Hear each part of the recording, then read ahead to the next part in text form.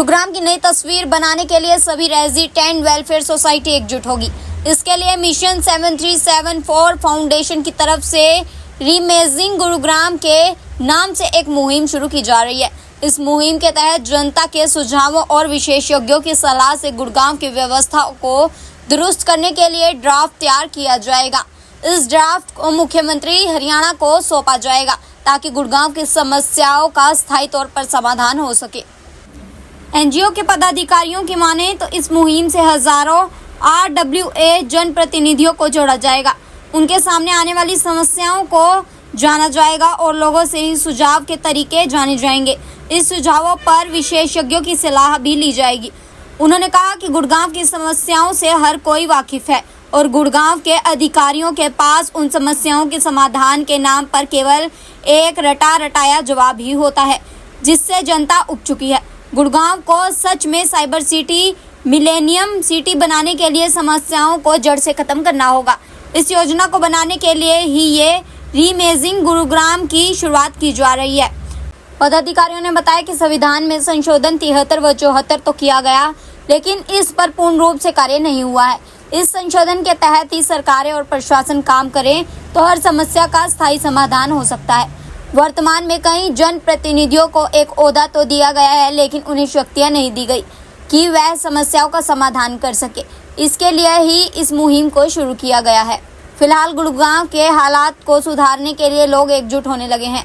2 नवंबर को होने वाले सम्मेलन में गुरुग्राम के RWA जनप्रतिनिधि को आमंत्रित किया गया है ताकि ये भी अपने सुझाव दे सकें, ताकि विशेषज्ञों के साथ मिलकर गुड़गांव को नई ऊंचाई पर ले जाने के लिए ड्राफ्ट तैयार किया जा सके।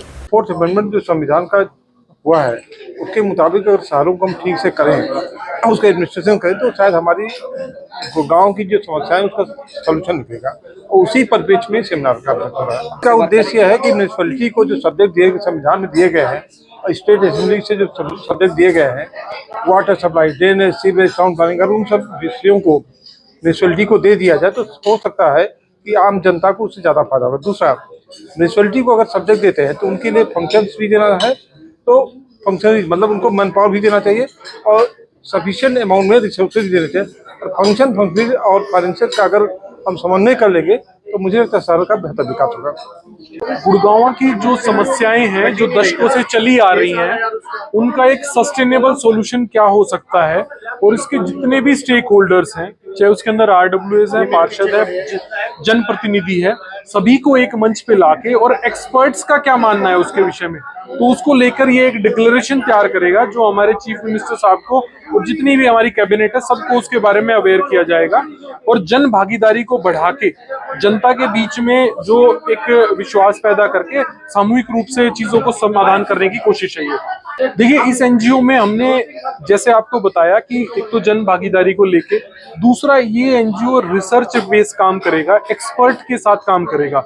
जर्नली किसी इशू पे अपना एक ओपिनियन मान लेना कि मैं ही ठीक हूं, उस तरीके से काम ना करके जो वर्ल्ड वाइड जो प्रैक्टिसेस हैं, जो भारत में बेस्ट प्रैक्टिसेस हैं, वो हमारे शहर को कैसे बेहतर बना सकती है, उन सब विषय पे ये काम करेंगे। जैसे आपको एजेंडा शेयर किया है, शहर की अकाउंटिंग सिस्टम में कैसे ठीक किया जाए, मेयर और पार्षदों की जो एडमिनिस्ट्रेटिव और फाइनेंशियल पावर्स हैं उनको कैसे किया जाए, जो नगर निगम के मेन फंक्शंस हैं उनको एग्जीक्यूट करने के लिए जो जो कमियां हैं वो कैसे काम हो, जो RWAs, पार्षद और MLAs के बीच में जो असंतुलन है एक दूसरे के विषय में एंटर करने का, उन चीजों को किस तरीके से स्ट्रीमलाइन किया जाए। तो बहुत सारे 13 विषय हमने इसमें पहले उसमें चुने हैं। इसके बाद शहर भर में 150 से ज्यादा RWAs के साथ एक कंसल्टेशन मीटिंग हम कंडक्ट करेंगे। उसके बाद हम जो डिक्लेरेशन तैयार करेंगे। देखिए, सरकार जनता से चुनती है। जब इतने बड़े स्तर पर 150 से ज्यादा RWA ने इस रीइमेजिनिंग गुरुग्राम समिट के लिए रजिस्टर किया है, जब इतने बड़े स्तर पर जनता के अंदर ये जब चीज जाएगी कि ये कमियां इस तरीके से ठीक हो सकती हैं, तो जरूर सरकार में भी हमारे चुने हुए नुमाइंदे बैठे हैं। आज जो प्रेस कॉन्फ्रेंस हमने बुलाई थी, ये पूरे शहर को इनवाइट करने के लिए बुलाई थी रीइमेजिनिंग गुरुग्राम में, जो कि 2 नवंबर जोन हॉल सिविल लाइंस में है। इसमें विशेषकर जो है पार्षद आए, विशेषकर RWAs आए, क्योंकि वो शहर के कामों में ज्यादा इन्वॉल्व होते हैं। और जो हम ये री इमेजिनिंग गुरुग्राम हो रही है वो भी लोकल गवर्नेंस के लिए रही है। स्थानीय प्रशासन जिसमें आरडब्ल्यूए भी आती हैं, पार्षद भी आए, पूर्व पार्षद भी आए, मेयर भी आए, सबका स्वागत है। और इसमें बात होगी 13 विषय पर, जिसमें पूरे देश से हमने 13 एक्सपर्ट बुलाए हैं अर्बन के, जो अलग अलग विषय पे बात करेंगे। और आप खुद भी देखेंगे इसमें 3 घंटे में ना, तो आपको एक निचोड़ निकल के आ जाएगा कि यार वास्तव में इसी से शहर ठीक होगा।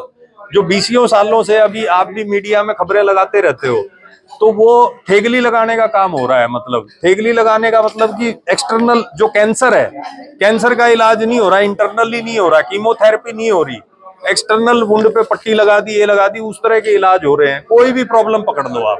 तो हम जो शहर में जो, इसीलिए इसको रिफॉर्म की तरफ ले जाने की जरूरत है। और उसके लिए फिर हम जो इसका निचोड़ निकलेगा उसकी एक डिक्लेरेशन बनाएंगे, मतलब डॉक्यूमेंटेड, जो मुख्यमंत्री को देंगे, चीफ सेक्रेटरी को देंगे, सभी मंत्रियों को देंगे।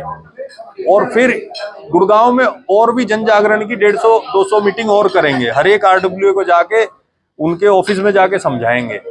और इसमें ये फर्क है जी, हमने वो भी एनालिसिस की, क्योंकि मैं और संदीप भाई हम जो है चुनावी मैनेजमेंट का काम 10 सालों से कर रहे हैं।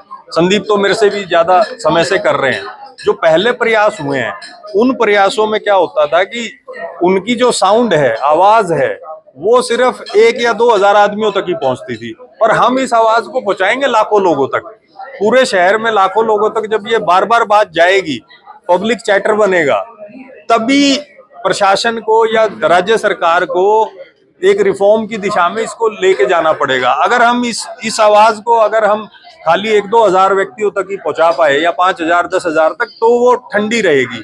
पर ये रिफॉर्म जब ही होता है जब हजारों आदमी, लाखों आदमी उस चर्चा करें, तभी होता है जी। सर, रिफॉर्म जो है बहुत कठिन काम होता है। किसी भी उसमें थोड़े बहुत काम करा लेना, जो रोजमर्रा की समस्या है, वो तो आसान काम होते हैं। कोई 1 दिन में करा लेगा, कोई 1 हफ्ते में करा लेगा, कोई 1 महीने में करा लेगा।